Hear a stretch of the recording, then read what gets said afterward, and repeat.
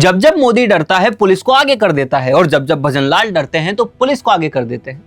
ये शब्द किसी आम प्रदर्शनकारी के नहीं है, बल्कि राजस्थान कांग्रेस के प्रदेशाध्यक्ष गोविंद सिंह डोटासरा के हैं।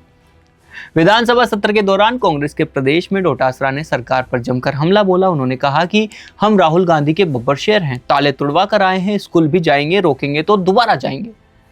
यानी कांग्रेस का संदेश साफ है, सरकार जितना रोकने की कोशिश करेगी, विपक्ष उतना ही सड़क से विधानसभा तक संघर्ष बढ़ाएगा। लेकिन इस पूरे प्रदर्शन को सिर्फ नारों की राजनीति समझना शायद अधूरा होगा, क्योंकि कांग्रेस जिन मुद्दे को लेकर सरकार को घेर रही है उनमें स्कूलों की बदहाली से लेकर अस्पताल, कानून व्यवस्था, सड़क, पानी और रोजगार तक के सवाल शामिल हैं। डोटासरा ने आरोप लगाया कि प्रदेश की जनता परेशान है और सरकार के पास उनकी समस्याओं का समाधान करने का विजन नहीं है। उन्होंने यहाँ तक कहा कि स्कूलें बंद पड़ी है, अस्पतालों में मौतें हो रही है, इलाज नहीं हो रहा, बच्चों के साथ अपराध हो रहे हैं, सड़कें बदहाल है और पानी तक नहीं मिल रहा। और अब यहीं से कहानी का दूसरा पहलू शुरू हो जाता है।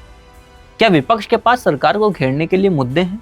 बिल्कुल है, लेकिन क्या सिर्फ आरोप लगाने से इन मुद्दों का समाधान हो जाएगा? ये बड़ा सवाल है, क्योंकि राजस्थान की राजनीति में पिछले कुछ समय से एक पैटर्न दिखाई देता जा रहा है, जहां सरकार पर दबाव बनाने के लिए सड़क का आंदोलन, विधानसभा का प्रदर्शन और सोशल मीडिया नैरेटिव तीनों का इस्तेमाल हो रहा है। और कांग्रेस इसी रणनीति को लगातार आगे बढ़ाती दिखाई दे रही है। स्कूलों को लेकर हालिया विवाद इसका सबसे बड़ा उदाहरण माना जा सकता है। कांग्रेस और सरकार आमने सामने है। कांग्रेस का कहना है कि सरकार स्कूलों की वास्तविक समस्याओं से ध्यान हटाने के लिए नए नियम ला रही है।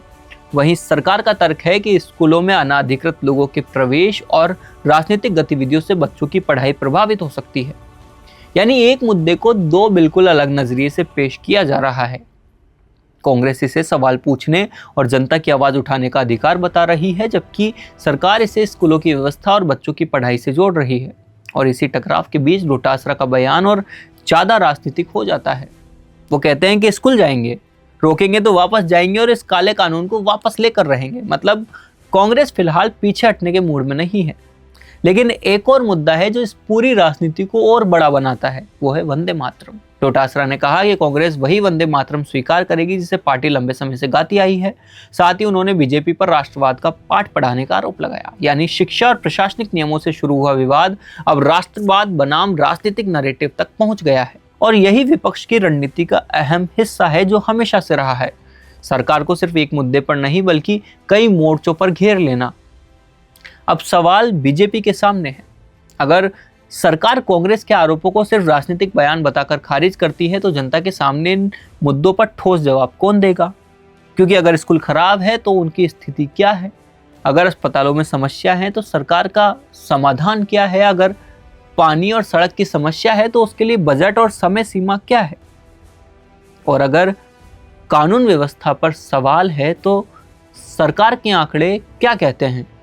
राजनीति में आरोप लगाना आसान होता है हमेशा से, लेकिन जवाब देना और समाधान दिखाना मुश्किल काम है।